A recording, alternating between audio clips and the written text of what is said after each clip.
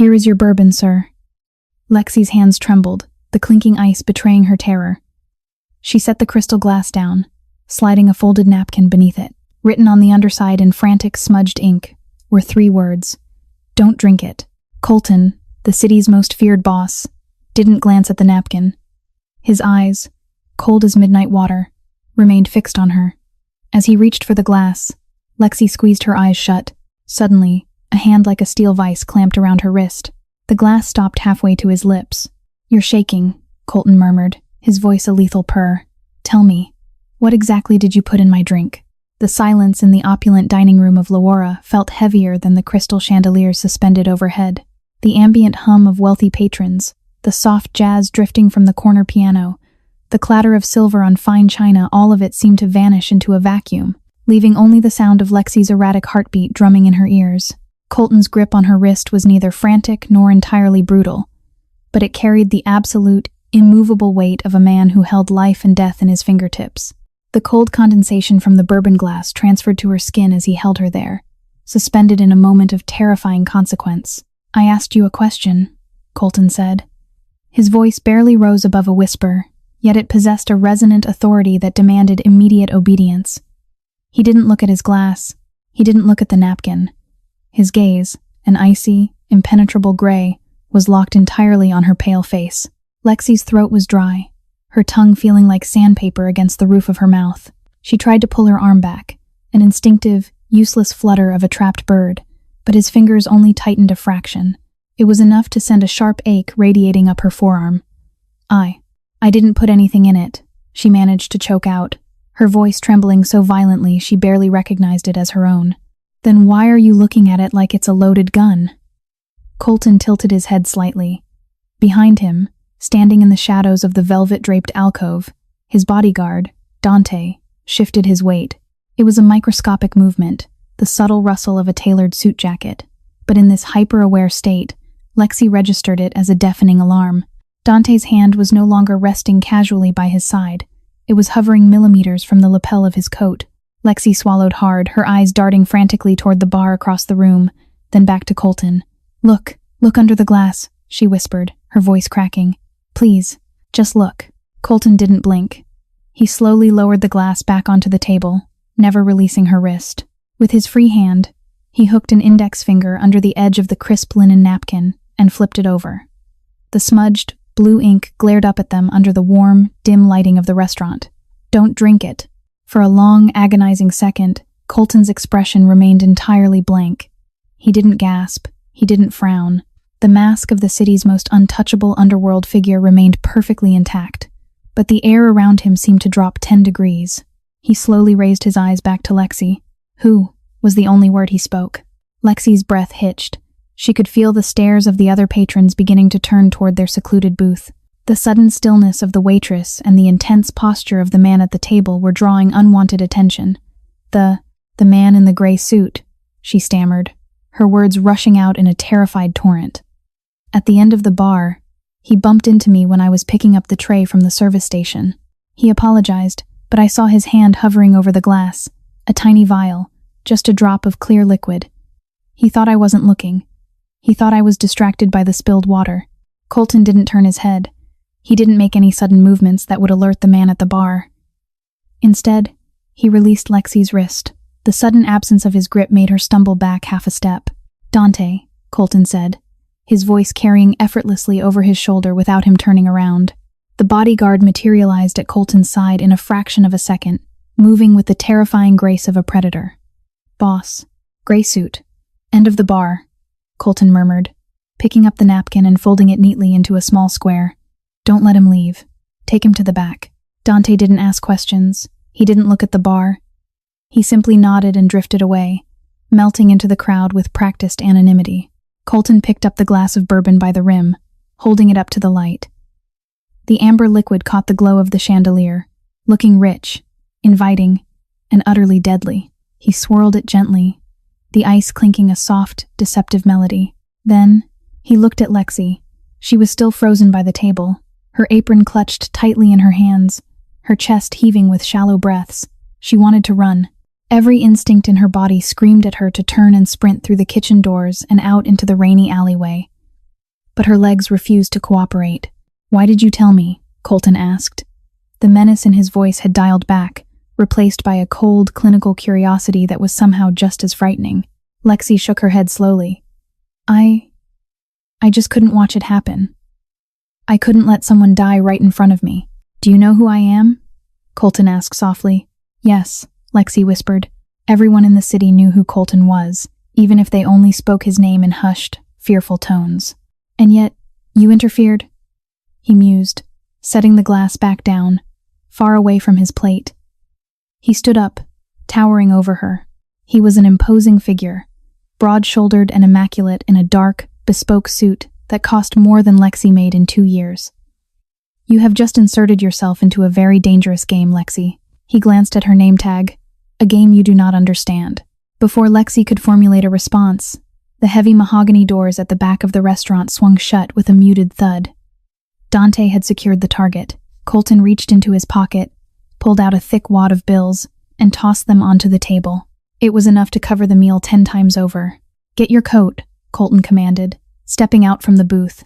Lexi's eyes went wide with fresh panic. "What?" "No. I have to finish my shift.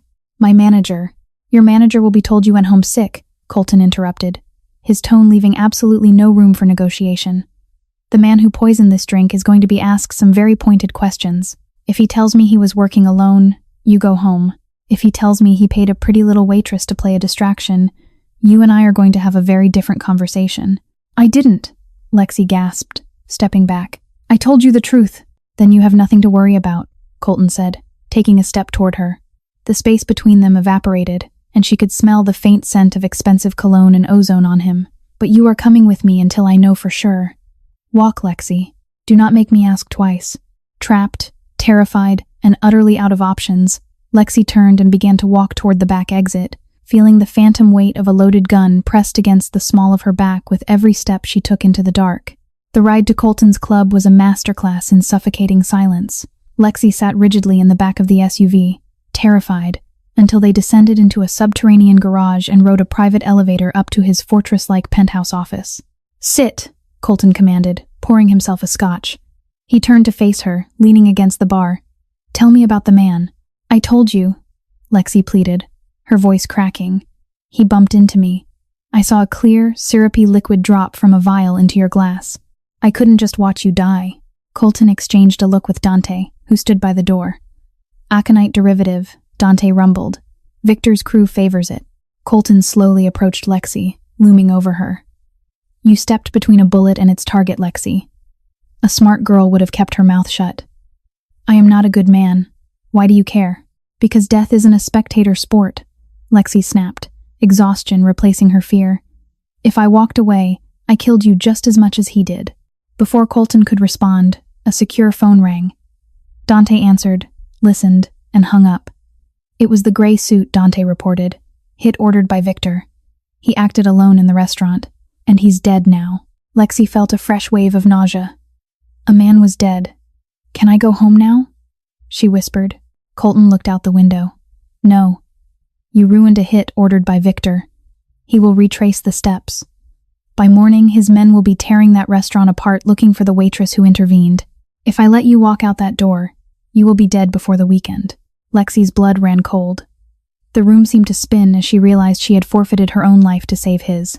"You stay with me," Colton said, his tone absolute. "You are under my protection now." Lexi awoke to the unfamiliar feeling of high thread count Egyptian cotton against her skin and the soft, diffuse glow of morning light filtering through heavy blackout curtains. For a fleeting, blissful second, her mind was a blank slate. Then, the memories of the previous night crashed into her with the force of a freight train, the poisoned glass, the suffocating grip on her wrist, the dead assassin in the basement, and Colton's chilling declaration. "You are under my protection now." She threw off the covers and scrambled out of the massive, king-sized bed.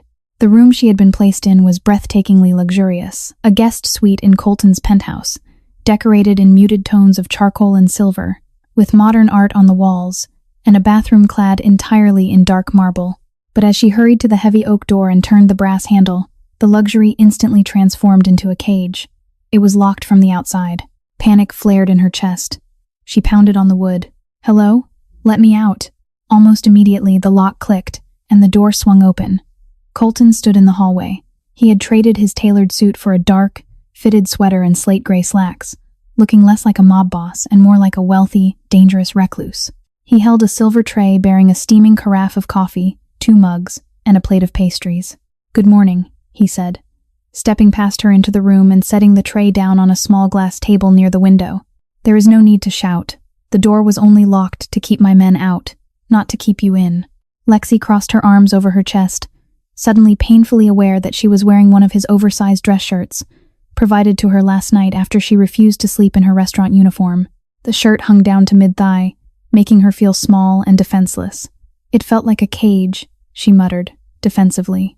"Survival often does," Colton replied smoothly. He poured 2 cups of coffee, pushing one across the table toward her. "Drink. You look like you haven't slept." "I didn't," she snapped, stepping closer but refusing to sit. "Every time I closed my eyes, I saw that man at the bar. The one Dante." She couldn't bring herself to finish the sentence. Colton took a slow sip of his black coffee. He knew the risks of his profession. He chose his path. "You didn't. That is why you are still breathing, and he is not." Lexi shook her head, pacing the small area between the bed and the window. "This is insane. I have a life. I have an apartment. I have rent to pay. I can't just vanish. People will look for me." "I have already handled your landlord," Colton stated calmly, not breaking eye contact. "Your rent is paid for the next 6 months. A message was sent to your restaurant from your phone, stating you had a family emergency out of state. As far as the world is concerned, you are gone, and you will remain gone until Victor is no longer a threat." Lexi stopped pacing, staring at him in disbelief. The sheer efficiency of his control was terrifying. He had erased her normal life in a matter of hours.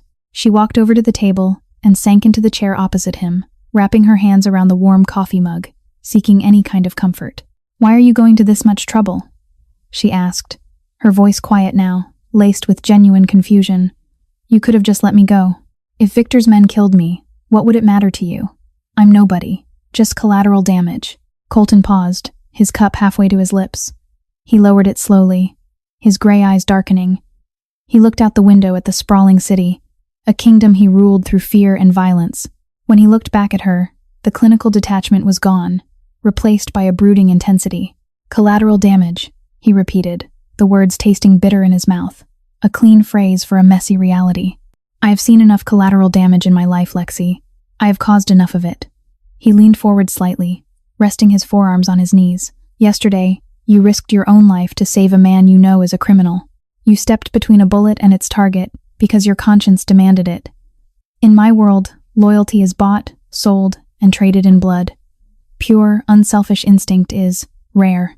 I protect my investments, but more than that, I protect the few things left in this city that aren't entirely corrupt."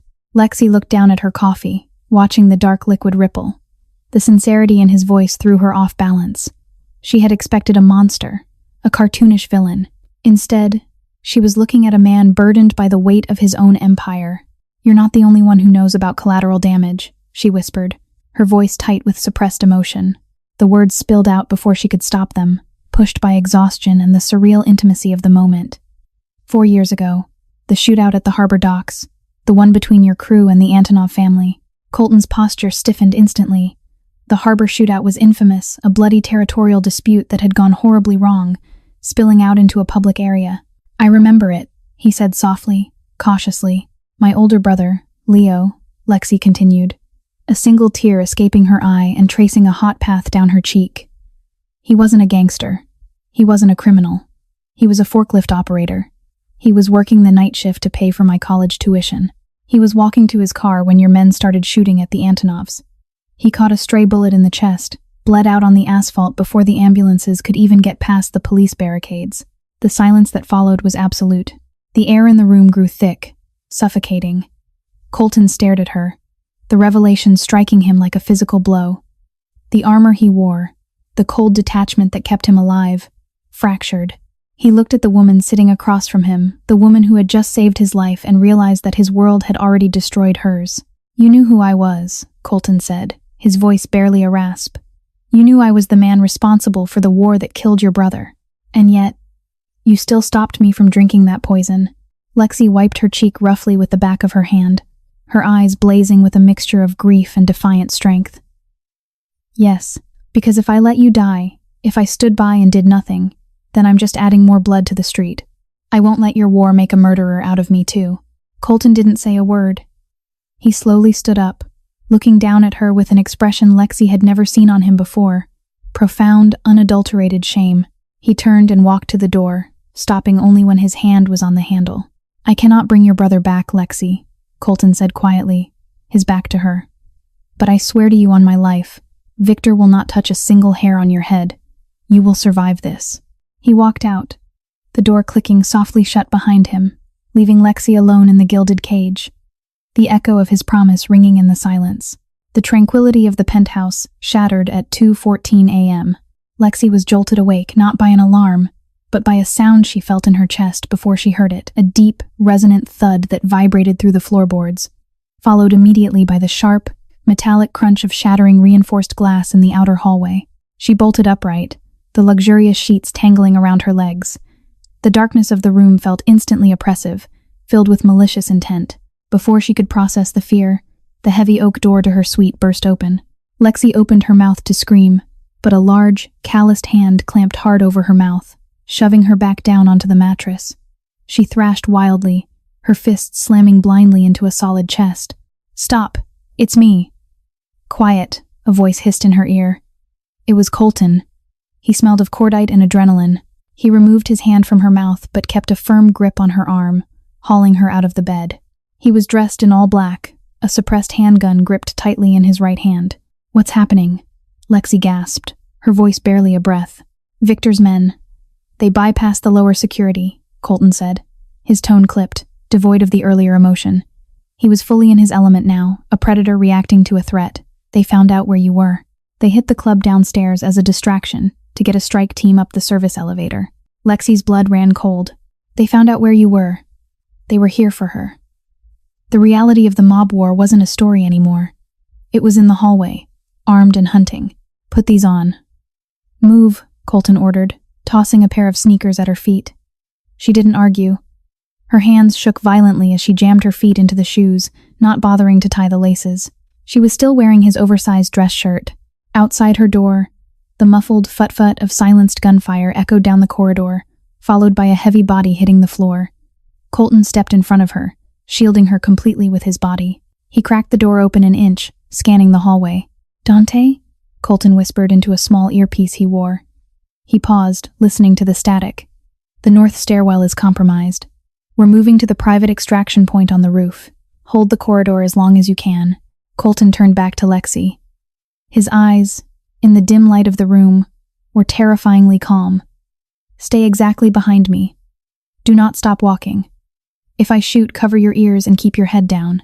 Do you understand?" Lexi nodded frantically, her throat too tight to speak. She reached out and grabbed the back of his dark sweater, anchoring herself to the only thing keeping her alive. They moved out into the hallway. The penthouse, previously a sanctuary of quiet luxury, was now a war zone. Smoke hung in the air, thick and acrid. The beautiful modern art was peppered with bullet holes. A few yards down the hall, one of Colton's guards lay motionless on the Persian rug, a dark pool expanding rapidly around him. Lexi choked back a sob, squeezing her eyes shut for a second, forcing herself to keep moving. They reached the intersection of the main living area. Suddenly, a shadow detached itself from the gloom near the kitchen island. A man in tactical gear raised a submachine gun. Colton didn't hesitate. His movement was a blur of calculated violence. He pushed Lexi roughly into the alcove of a bookshelf, simultaneously bringing his weapon up. He fired twice. The silenced weapon coughed. The man in the kitchen crumpled, his weapon clattering uselessly against the marble island. "Move," Colton growled, grabbing Lexi's arm and pulling her toward a hidden door paneled to look like the rest of the mahogany wall. He punched a code into a keypad that slid open. The wall hissed, revealing a narrow, dimly lit concrete stairwell leading upward. They rushed inside, and Colton hit a button to seal the heavy steel door shut behind them. The silence of the stairwell was sudden and deafening, broken only by their ragged breathing.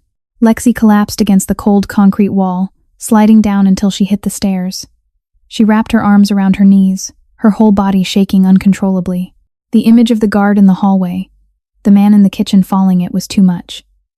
The violence was visceral, fast, and horrifyingly casual. Colton stood over her, reloading his weapon with practiced efficiency. He looked down at her, seeing the absolute terror breaking her apart. He crouched down, his face level with hers. He reached out, his hands remarkably steady, and gently grasped her shoulders. "Look at me," he commanded softly. Lexi squeezed her eyes shut, shaking her head. I can't do this. People are dying." "Look at me, Lexi," he repeated, his voice firmer, demanding her attention. Slowly, she opened her eyes. The tears were flowing freely now. "You are alive," Colton said, his thumbs brushing lightly against her collarbone. "You are breathing. I told you Victor would not touch you, and I do not break my promises. We are leaving the city. Right now, we are going somewhere he cannot find us." "Why did they find us here?" she sobbed, looking up at him. "This is your fortress. How did they know?" Colton's jaw tightened, a dangerous muscle ticking in his cheek. His eyes hardened into shards of flint. "Because someone opened the door for them," he said, the betrayal dripping from his words like acid. "Someone inside my house sold us out, and when I ensure you are safe, I am going to find out who." He stood up, offering her his hand. "Come on. The helicopter is waiting on the roof." Lexi looked at his outstretched hand. It was the hand of a killer, stained with the reality of a brutal world, but it was also the only hand pulling her out of the dark. Taking a deep, shuddering breath, she placed her hand in his, letting him pull her up into the night. The helicopter ride was a blur of dark clouds and deafening engine noise, transporting them far away from the bleeding heart of the city. By the time the sun began to bleed over the horizon, painting the sky in bruised shades of purple and gold, they had landed on a desolate stretch of coastline. A nondescript black car had driven them the final 20 miles deep into a heavily wooded peninsula, arriving at a sprawling, modern cabin built into the side of a cliff. It was a ghost house, beautiful but utterly isolated, surrounded by miles of untamed forest and the crashing waves of the Atlantic.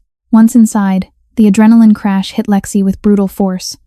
She collapsed onto a large, overstuffed canvas sofa in the center of the main living area, staring blankly at the cold stone fireplace.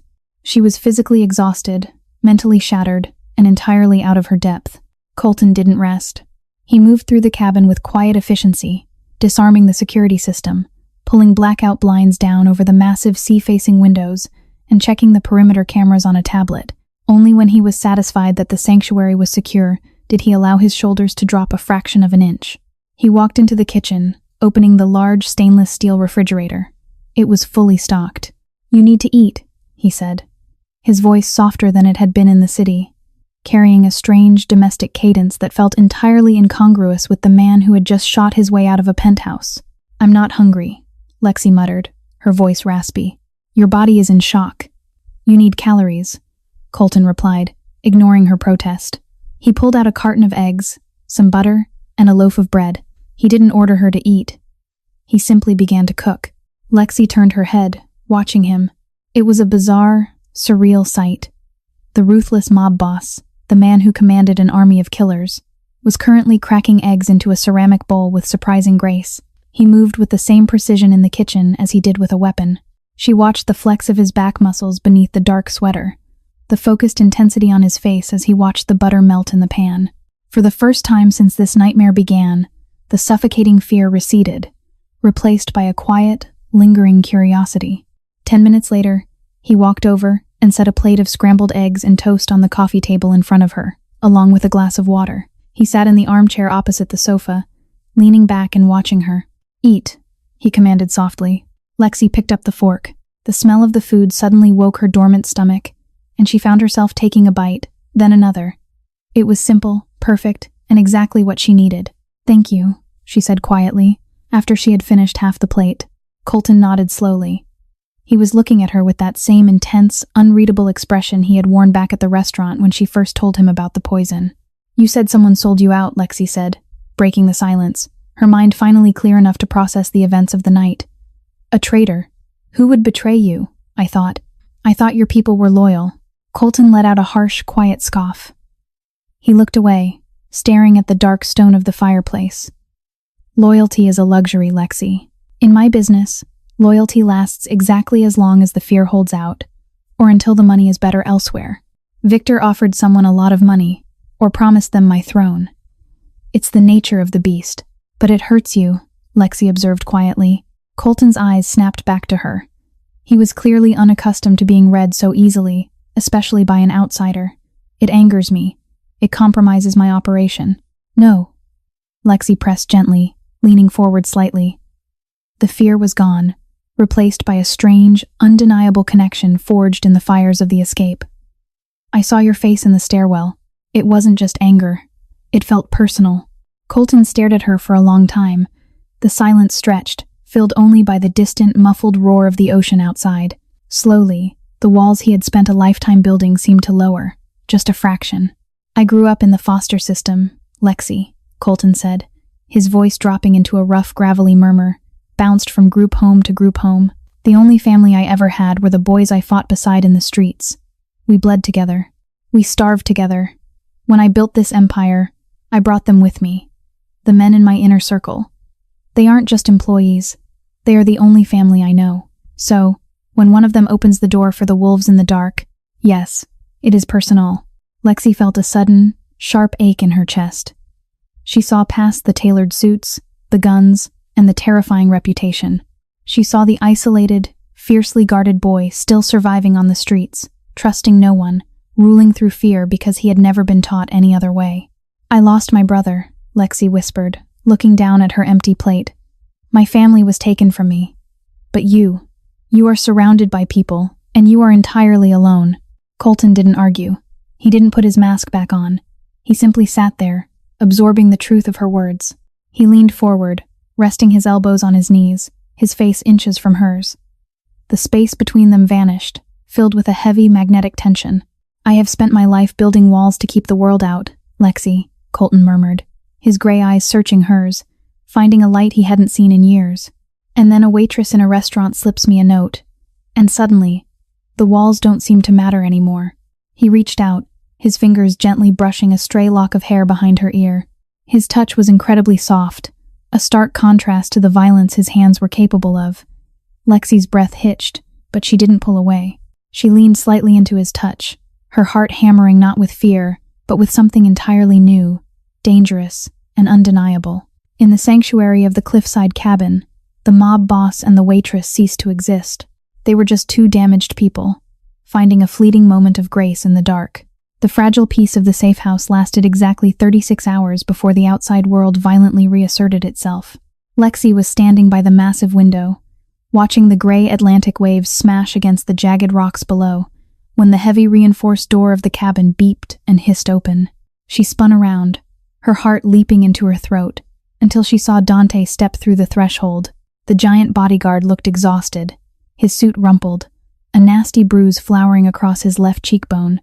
He was dragging a man behind him by the collar of a cheap leather jacket.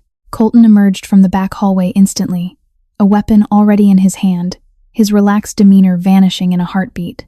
I brought a present, boss, Dante grunted, throwing the man roughly onto the hardwood floor. The captive groaned, curling into a ball. He was bleeding from a split lip, his eyes darting wildly around the room in absolute terror. Who is this? Colton asked, his voice returning to that cold, deadened pitch that sent shivers down Lexi's spine. He didn't look at Lexi. He didn't want her involved in this part of his life, but she refused to retreat to the bedroom. She stood her ground near the kitchen counter, watching intently. One of the strike team from the penthouse, Dante explained, stepping back to guard the door. He didn't make it to the extraction van. We caught him a few blocks away. He's been in the basement of the club since yesterday. He's ready to talk. Colton walked slowly toward the man on the floor. He crouched down, balancing lightly on the balls of his feet. He reached out and grabbed a handful of the man's hair, jerking his head back so they were face to face. You look familiar, Colton said softly. You work for Victor, a low-level enforcer, which means you don't know the master plan.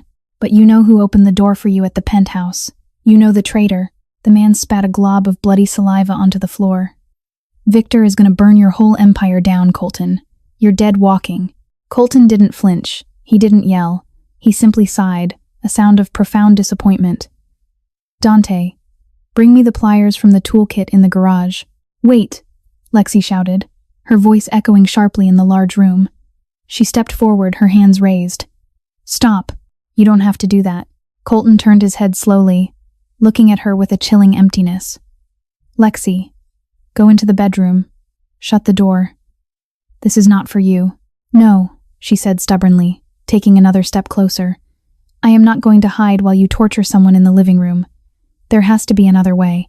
This is the way my world works, Colton said, his grip on the man's hair tightening. This man tried to kill you 2 nights ago. If he doesn't give me a name, I will take his fingers one by one. Go to the bedroom. Lexi looked down at the captive. The man was terrified, staring at Colton with wide, animalistic panic. But then, as Lexi stepped further into the light, the captive's eyes shifted to her. A flicker of recognition passed over his bruised face. You, the captive wheezed, his eyes widening further. You're the waitress. From Laura. Lexi stopped. You know me? The man let out a wet, rattling laugh, ignoring Colton entirely now. Victor didn't care about hitting Colton at the restaurant. That was just a bonus. The main target, the real prize, was making sure the poison got traced back to you. Colton froze. The atmosphere in the room instantly shifted from violent interrogation to stunned confusion. He released the man's hair, standing up slowly. Explain. The captive coughed, wiping blood from his chin. The guy at the bar? The gray suit? He wasn't supposed to get caught. He was supposed to slip the poison, let Colton die, and leave a vial with your fingerprints on it in the employee locker room. Victor wanted the cops to think the waitress did it. A revenge hit for her dead brother. Lexi felt the air leave her lungs. The room began to spin. What? No, that makes no sense. Why would Victor care about framing me? Because, Colton said, his voice dropping to a horrifyingly quiet whisper, the pieces of the puzzle suddenly locking together in his mind with devastating clarity. He looked at the captive. Because Victor isn't just trying to take my territory. He's trying to clean up his own past. He's the one who killed her brother. The captive nodded slowly, a grim, bloody smile on his face. Bingo. 4 years ago. The harbor shootout. Everyone thinks Colton's boys fired the stray bullet that killed the forklift kid. But it wasn't a stray, and it wasn't Colton's men. Leo. Lexi whispered, her legs giving out. She collapsed against the kitchen counter, burying her face in her hands. The narrative she had lived with for 4 years, the tragic accident, was a lie.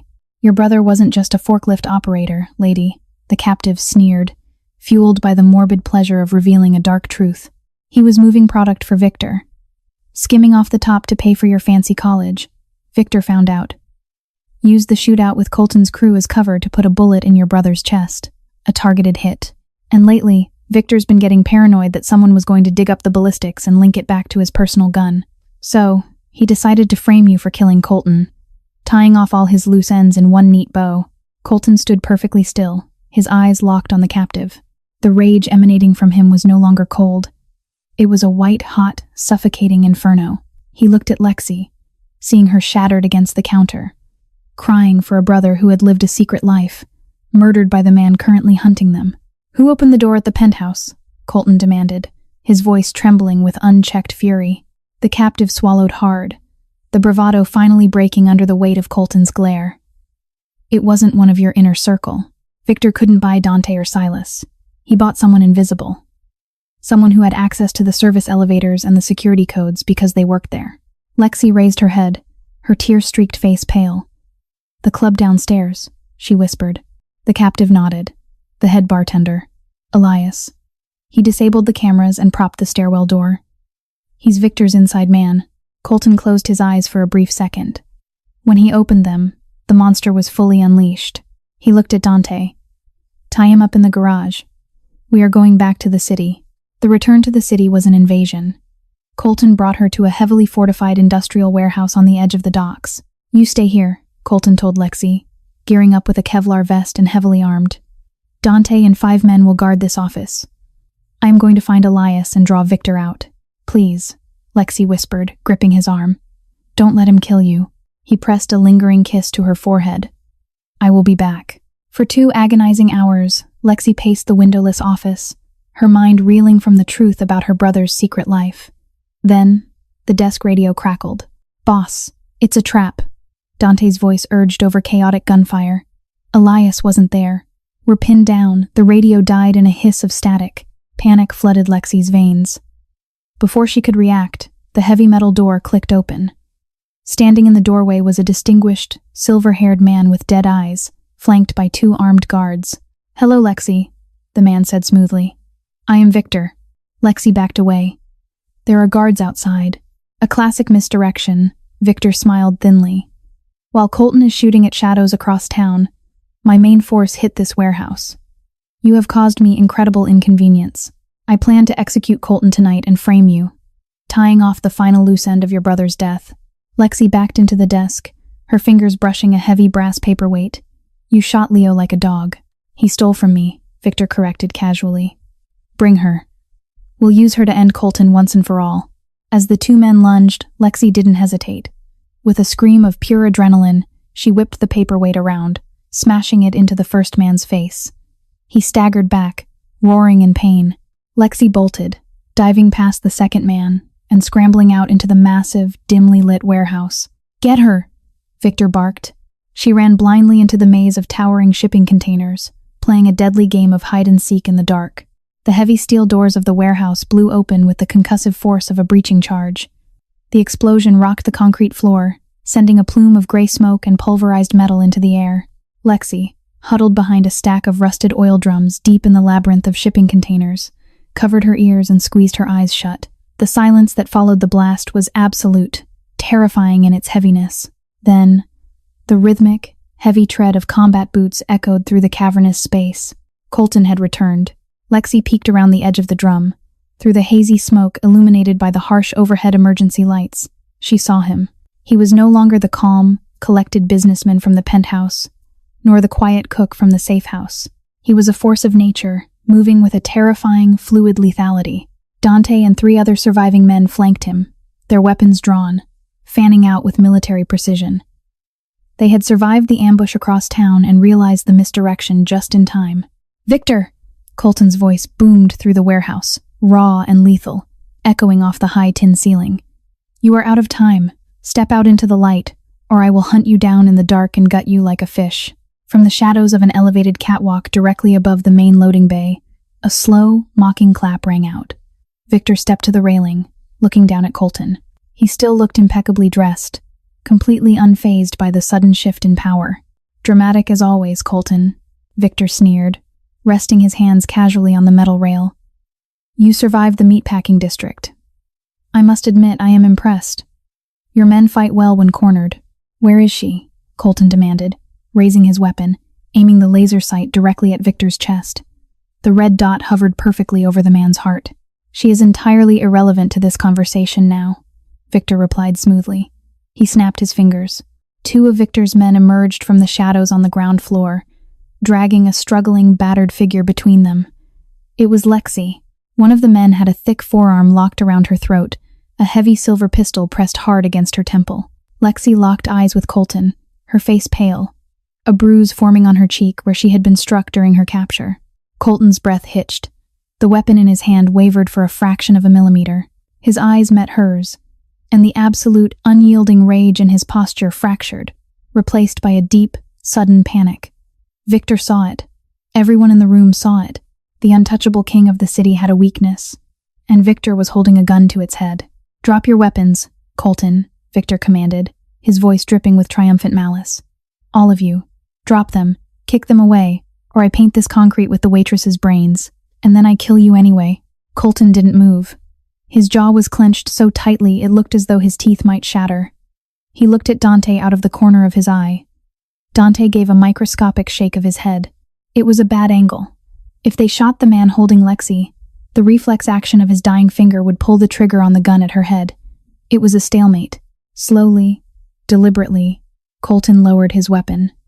He unclipped his tactical vest, letting it fall heavily to the floor. He dropped his primary weapon, then reached to his hip, pulling his sidearm and tossing it across the concrete. Dante and the others, following their boss's lead, reluctantly disarmed.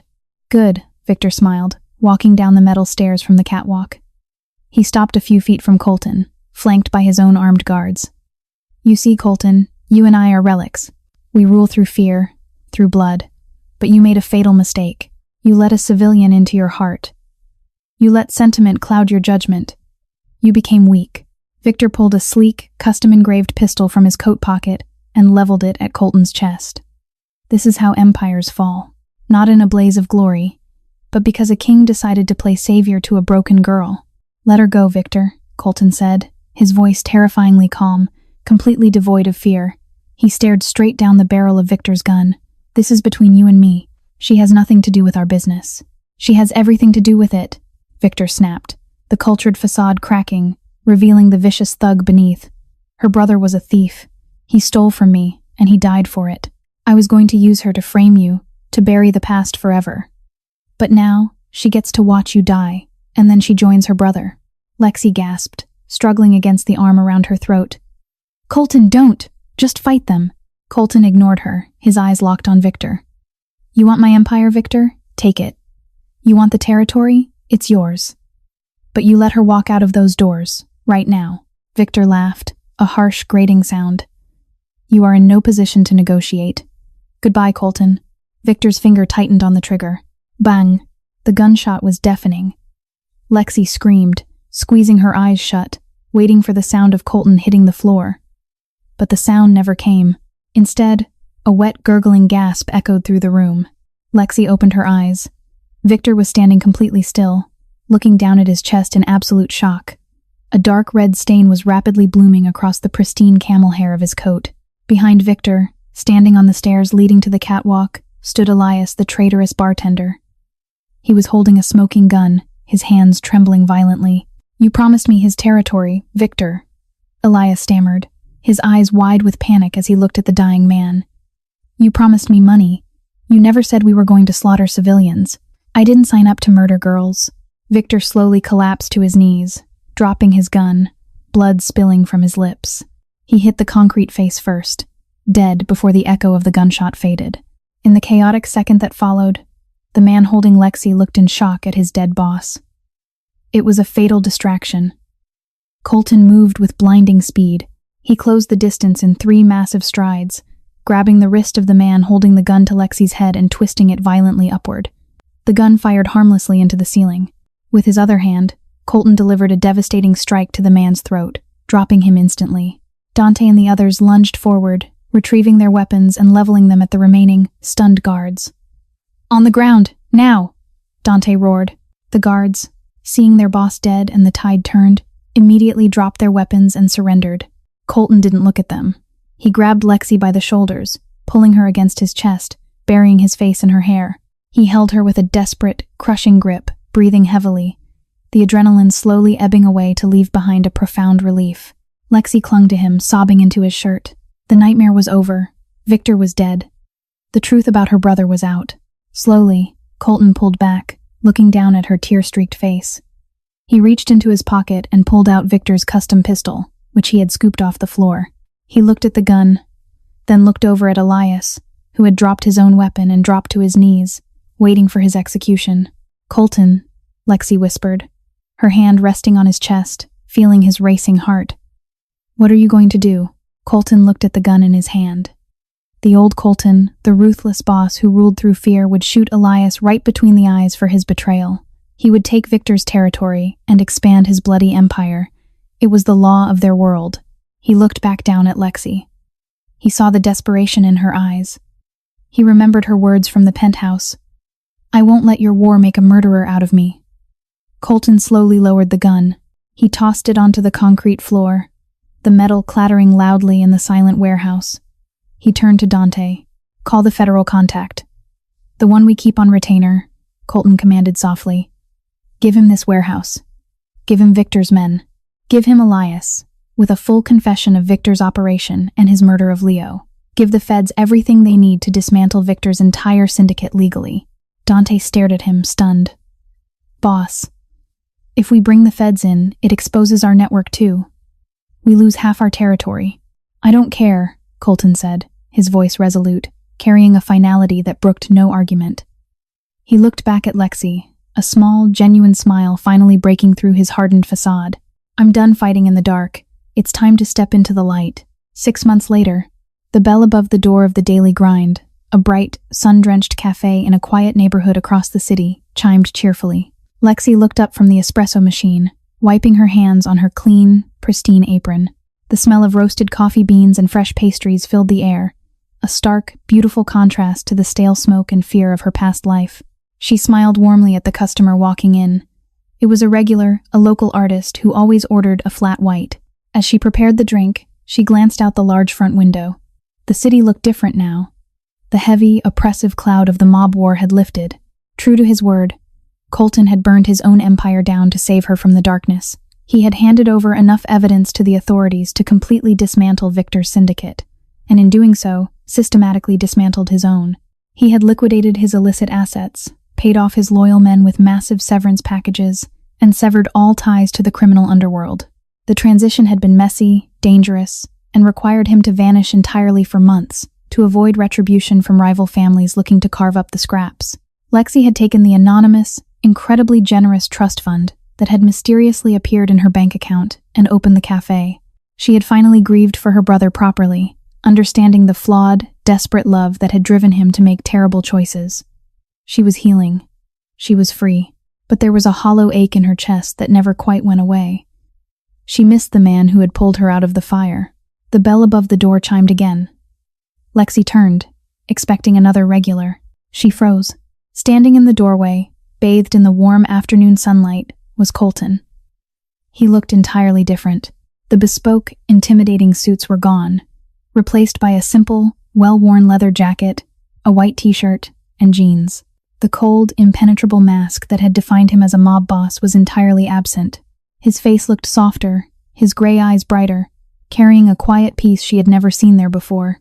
He walked slowly up to the counter, his eyes locked on hers, completely ignoring the bustling cafe around them. "Can I get a coffee?" he asked, his voice low, carrying that same smooth cadence that still sent a shiver down her spine. "Black. No poison, please." Lexi let out a breathless, watery laugh, feeling tears immediately prick her eyes. She stepped out from behind the counter, closing the distance between them. She didn't care who was watching. She threw her arms around his neck, burying her face in his shoulder. Colton caught her, his arms wrapping tightly around her waist, lifting her slightly off the floor. He buried his face in her hair, inhaling deeply, holding her as if she were the only real thing in the world. "You came back," she whispered against his neck. "I promised I would," he murmured, setting her back down gently but keeping his hands on her waist. He looked down at her, his eyes tracing the contours of her face, marveling at the bright, living light in her eyes. "It took longer than I thought. I had to make sure every ghost was buried. I had to make sure there was no darkness left to follow me." "And your empire?" Lexi asked softly. "Gone." Colton smiled, a genuine, unburdened expression. "I traded it for something much more valuable. A chance to start over. A chance to be just a man." He reached up, gently brushing a thumb across her cheek. The hands that had once commanded killers were now capable of incredible tenderness. "I don't have a penthouse anymore, Lexi. I don't have an army. I just have me." Lexi smiled, leaning into his touch, her heart finally finding its anchor. "That's all I ever wanted," she whispered. Colton leaned down, capturing her lips in a slow, deep kiss that tasted of second chances and a hard-won peace. The clinking of coffee cups and the murmur of conversation in the cafe faded away entirely. They were no longer the mob boss and the waitress. They were just Colton and Lexi, two survivors who had walked through the fire and finally found their way home. The darkness was gone, and the dawn was beautiful. The darkest corners of our lives often hide the most profound opportunities for redemption. Lexi's courage to intervene, to choose compassion over self-preservation, became the catalyst that shattered a cycle of violence and saved two souls.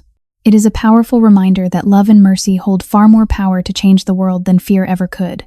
If you enjoyed this cinematic journey of redemption, sacrifice, and unexpected love, please like this story, share it with your friends, and subscribe to the channel for more immersive, emotionally charged tales. Your support keeps the stories flowing.